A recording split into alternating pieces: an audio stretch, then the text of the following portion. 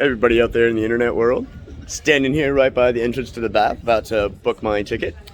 Sitting right, beautiful Bath Abbey. I mean, just look at this, man. It's amazing.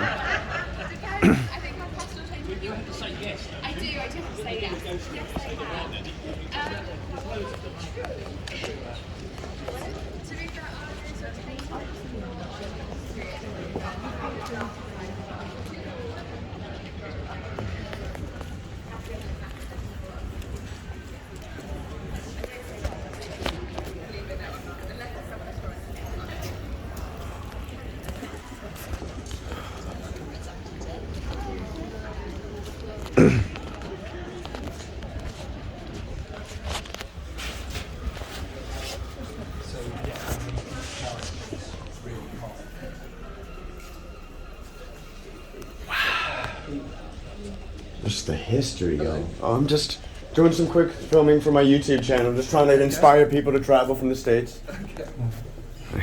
We don't have anything. We don't have any buildings that are older than the 1600s. There, right. You know? Yeah. And so many people, they've never been more than 20 kilometers from where they were born. You know, so like just trying to inspire people in their 80s to go travel. It's like, yeah. I can't afford to travel.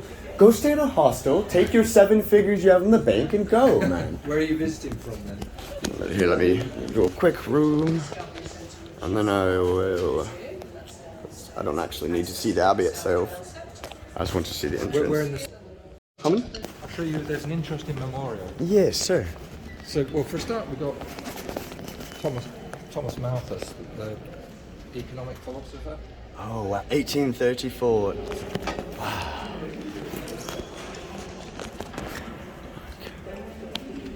And is this where they said that like they had to repair most of the stained glass because of the war? Oh, it was down at that east end. Yeah, that big thing that you see up front. The foundations of the building that was here before. Oh wow.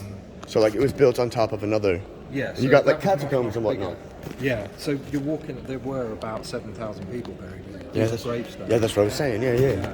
So the one I would, if you're trying to inspire people. Yeah. You know, this is all for them, trying to get them to come see. You know.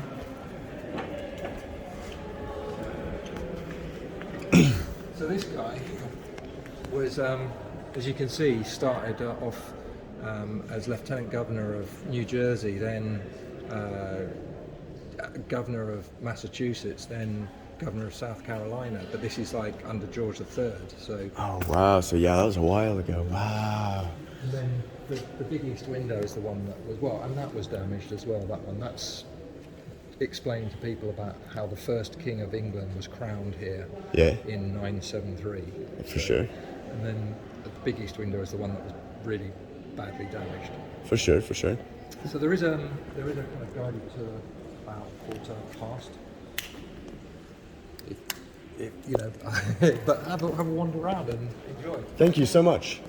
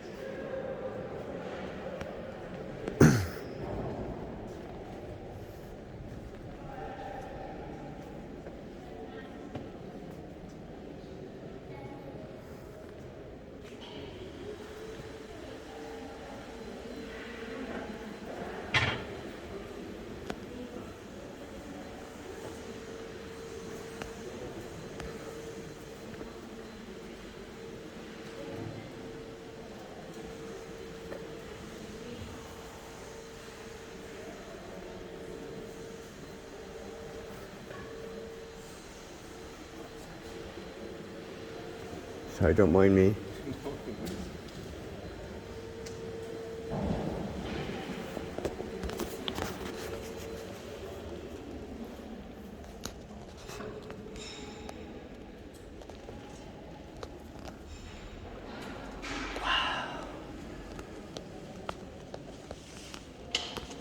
Who's that? Is that supposed to be Jesus? It's an icon of Jesus. Yeah. House of prayer.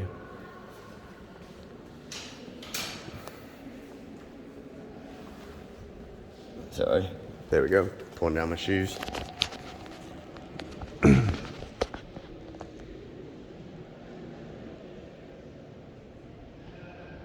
tongue which setteth the table on a roar, and charm the public ears, is heard no more.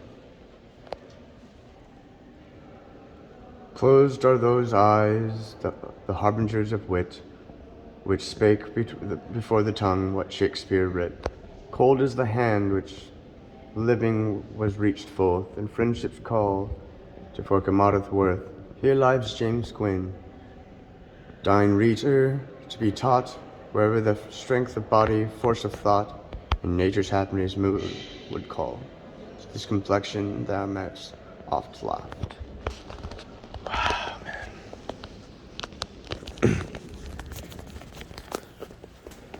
It's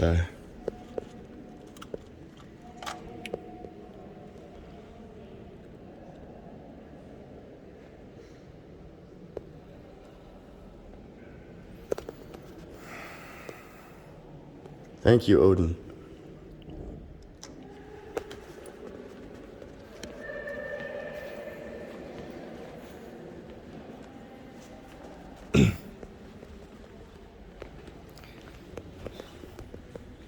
Mind me, I'm just a silly tourist.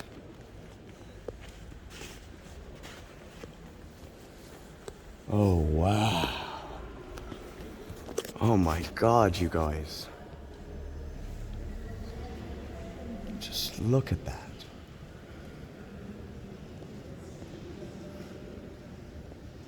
Most of this was repaired.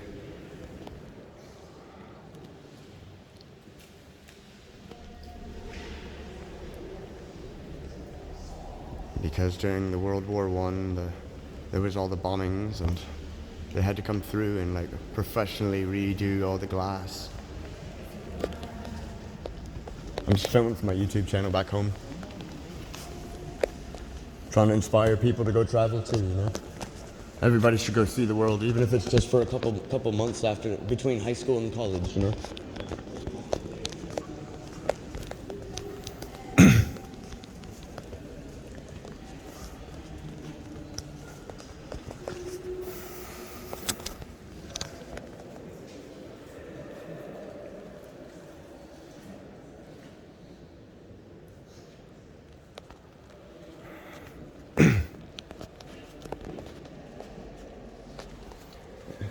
Just trying to film this hard. Apologies. Didn't mean to push you out of the way.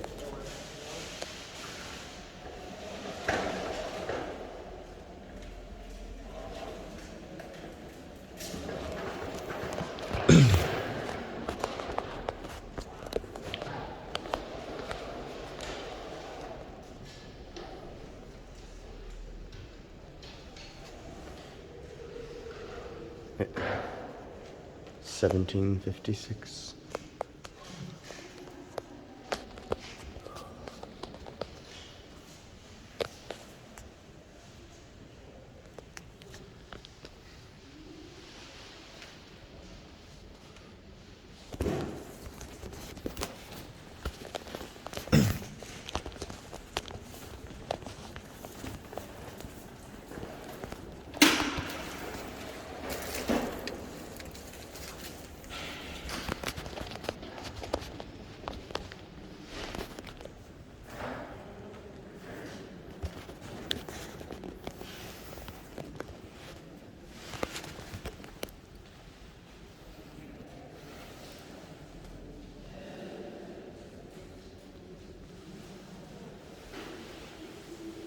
Blessings all, Father.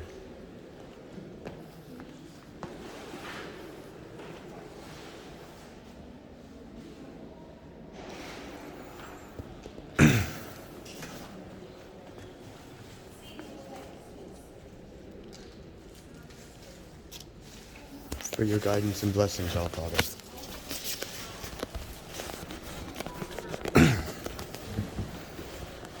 Give him a little shout out to Odin. Yeah. Christian god before he is the Christian god.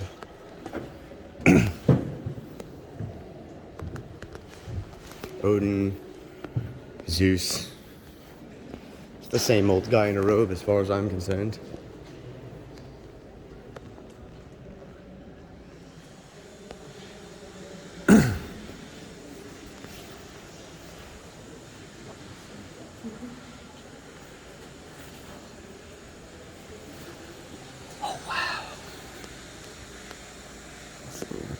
artwork, you guys.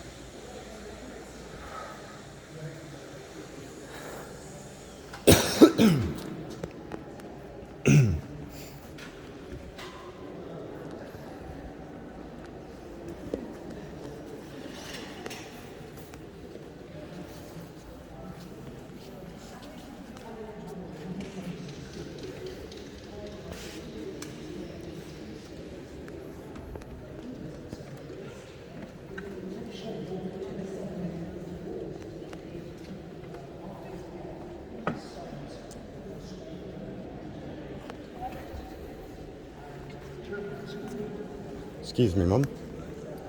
I mean, just step in front of your pick.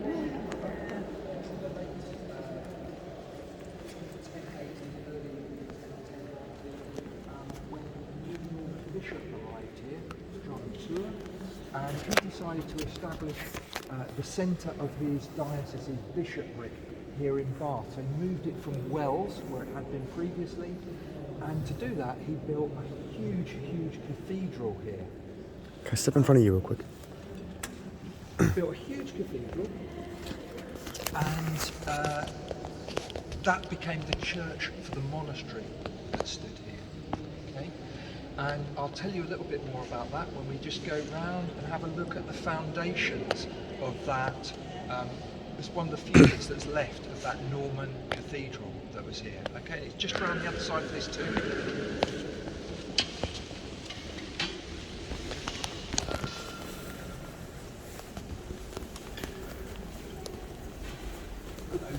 James Montague. How are you doing? So if we can squeeze in here.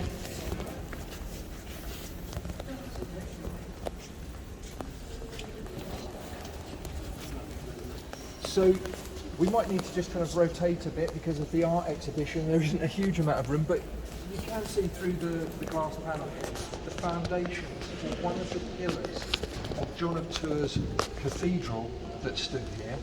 And you can see from the side of it, it was absolutely huge. This is the modern replacement, and you can just compare the two. Compared to modern, like how many years apart? So this was built, they started building that in around 1090.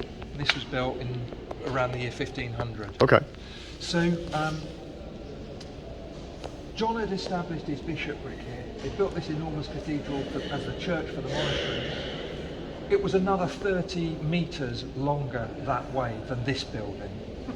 And when they came to demolish that building in the 1490s, they were literally building this structure within the footprint of the Norman Cathedral, using the Norman Cathedral as a kind of quarry to reuse the stone to build this. Oh, wow. And also, they were using it initially as scaffolding to build this.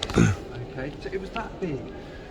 Why did they demolish it? Well, what happened is during the Middle Ages, the bishopric shifted back to Wells, and Bath became less important in the ecclesiastical diocese here.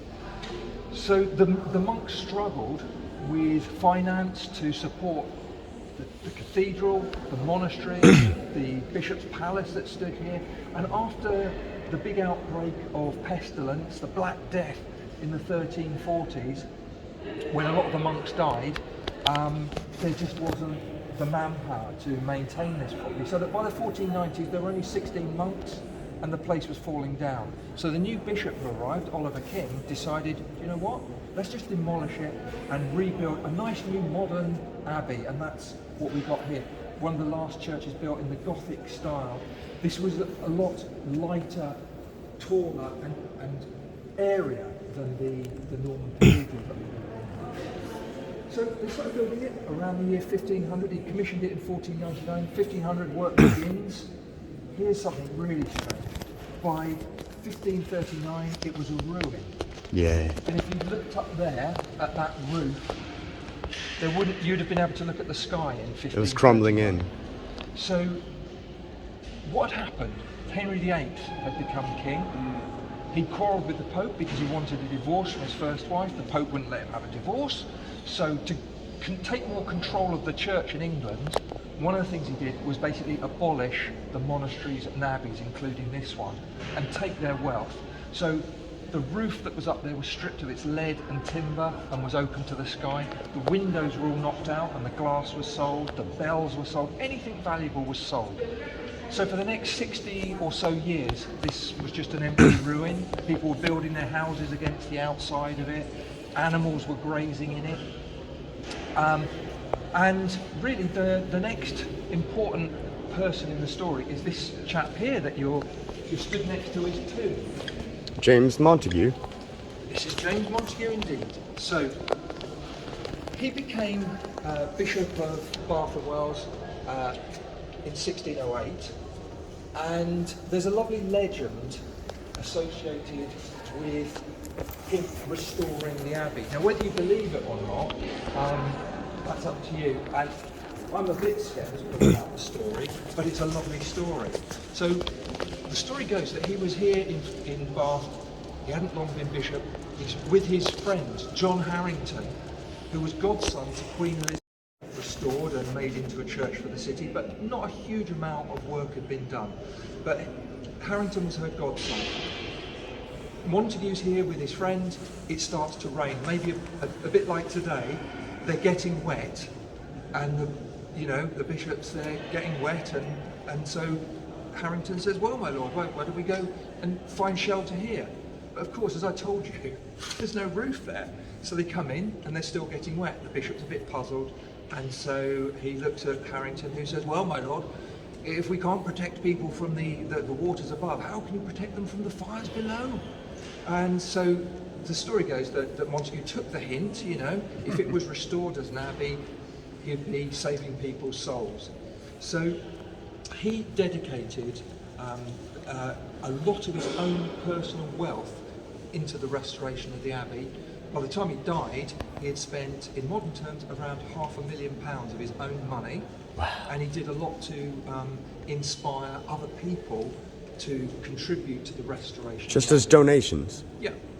So he went on to become Bishop of Winchester, which was a more important position than Bishop of Bath and Wells.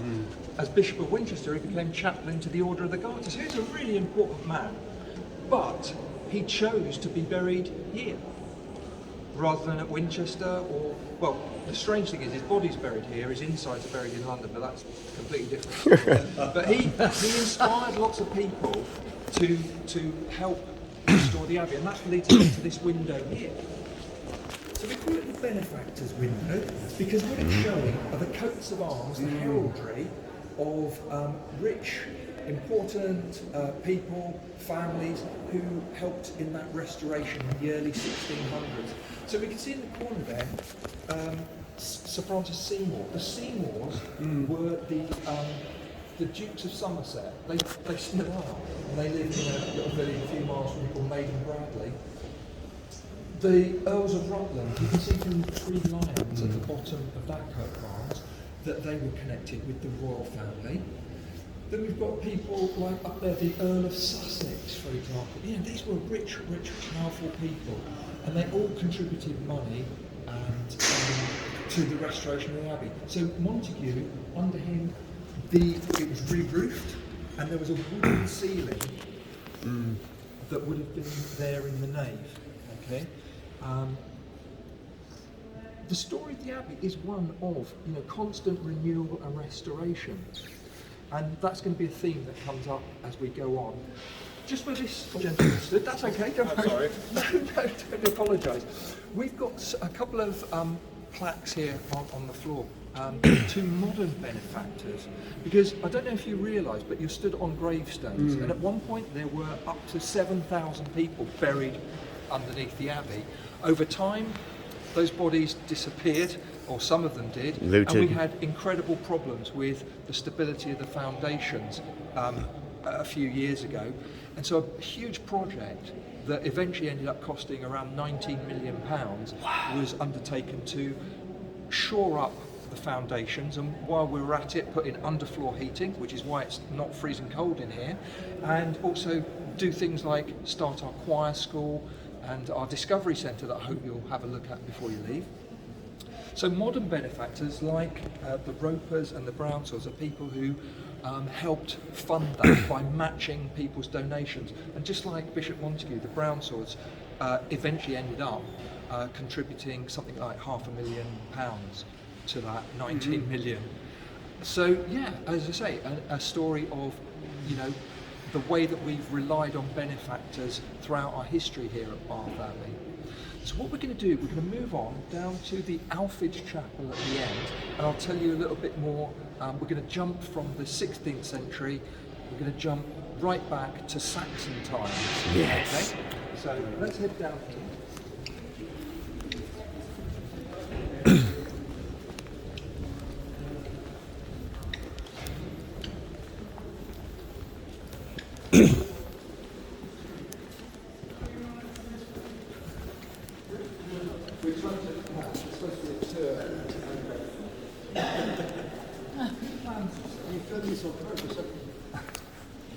Apparently. Right, okay. Okay, we'll have to just be here, but obviously we're supposed to be using this space. Doesn't anyone tell you these things? For goodness sake. Okay, sorry folks, come as close as we can. We would normally be in here, but as you can see, this is one of the perils of a working church. our guys here are busy doing some repair work for us. But I wanted you to have a look at this chapel. We call it the Alphage Chapel, named after Saint Alphage, who was martyred by the Vikings around the year 1012. He had been Archbishop of Canterbury, was captured by the Vikings who wanted a ransom for him. He told the people rather bravely, don't pay my ransom, you know, don't give any money to these barbarians. And the Vikings took exception to this and beat him to death. So, but because he originated around just outside Bath, we commemorate him here with this chapel. But the reason I've really brought you here is to have a look at this window at the end. So it kind of combines a couple of elements of things I'm trying to explain to you. First off, restoration, because this window was put in the Victorian era, but what it portrays is the crowning of Edgar as King of all the English in 973. And you can see there in Latin, Edgar Omni Angli Rex. Edgar, King of all the English. So he, strangely enough, he's not a particularly well-known king, despite being the first king of all England. Wow. People had claimed to be King of England, but not all of them had ever been accepted and generally acknowledged as King of all England until Edgar's time. So 973, he had been king for several years. He actually became king when he was 16, but he waited until he was 30 to have himself crowned. Why 30? Well, in biblical terms, Jesus commenced his ministry at the age of 30, and so Edgar wanted to kind of make that connection with Christ. And where did he choose to be crowned? Well, it was here. Do you remember at the beginning of the tour I mentioned there was a substantial church at the Saxon monastery? That's the spot he chose. It's where this area is where several of the English kingdoms kind of were almost meeting. We're also not far from the border with Wales. And so he could kind of establish himself as King of all England for lots of people to see. And the boat down at the bottom symbolises the Welsh princes rowing him across the River Dee to show that their acceptance of him as King of all the English as well. What's happening here? We've got Dunstan, the Archbishop of Canterbury, crowning him. On the far side we've got Oswald, the Archbishop of York. Both of those later went on to become Saint Dunstan, Saint Oswald. So this was an important religious event as well as a political event. But bringing things right up to the modern day, the service that Dunstan and Oswald came up with is essentially the same service that every monarch ever since in England has used. The form of the service, even some of the wording, the way that at the most important point the monarch is touched with holy oil that's been blessed, that all originated with this crowning. And so in just a couple of weeks' time, Charles is going to be crowned Charles III in Westminster Abbey. They're going to use exactly the same service. So that's our little claim to fame here at Bath Abbey. We had the first king of all England. The other thing I'd like to point out is these magnificent monuments, these memorials, largely to people you've never heard of. Yeah. But in their day, these were the wealthy, the powerful, the important people who were either living in or visiting Bath. One example I like to choose, I'm not sure if you can see it very easily, but this magnificent bust of a man back there on that wall. If I asked you who James Quinn was, would any of you have any idea? Because I certainly never did when I... Guy with nice hair? James Quinn, this man over here. So, in his day, think of Brad Pitt or something like that. He was an incredibly famous actor in the 18th century, and his eulogy beneath it is written by David Garrick, who more people do remember because you've got the Garrick Theatre in London. David Garrick, another 18th century actor, and he gives this lovely eulogy to Quinn. But like I say, most people haven't heard of him today, and that's a little a little theme that will come up as we go around and look at more memorials. And you'll understand in a minute why I think about that one in particular. So, is this all making sense so far?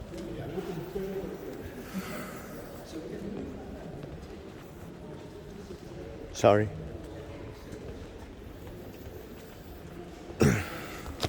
So yeah, I'm gonna go check out the bath. But I figured you guys would enjoy seeing some of that. The eulogy.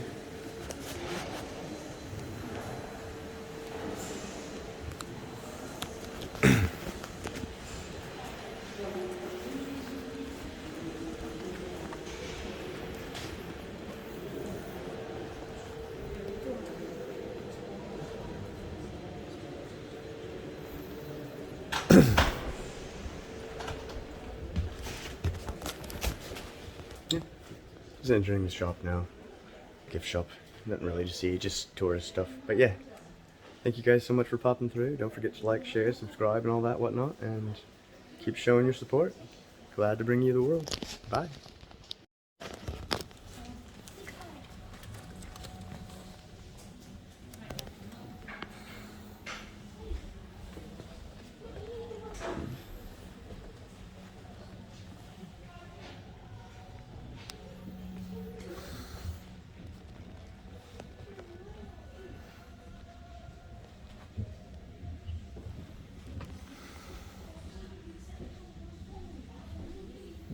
Try one and see how it feels. That's funny. Just like a pilgrim. That's so goofy. Try on the clothes and take a picture.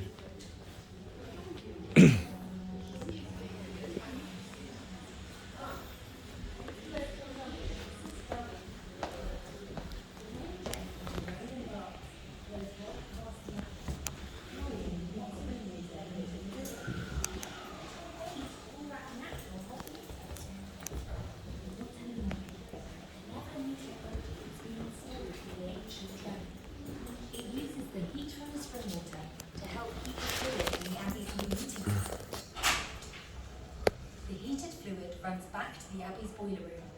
It's given a heat boost because it's running through new pipes under the Abbey floor. The Abbey floor is made up of hundreds of historic stones, some centuries old. Between 2018 and 2021, all of the Abbey's floor was lifted and repaired. This allowed engineers to install the latest heating technology underneath it.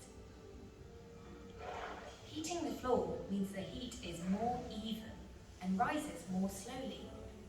And best of all, it's using the Earth's natural energy. So the Abbey uses 50% less carbon, causing less damage to our climate.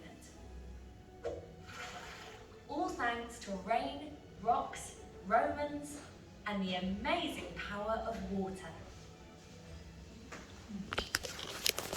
Well, isn't that nifty?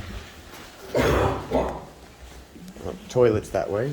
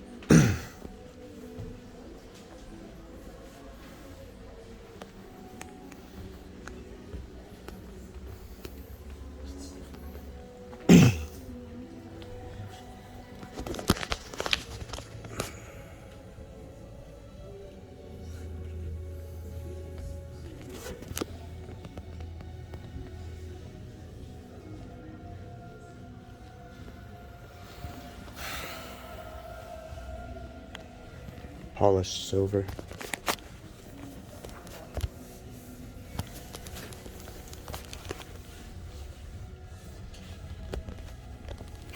Just so old.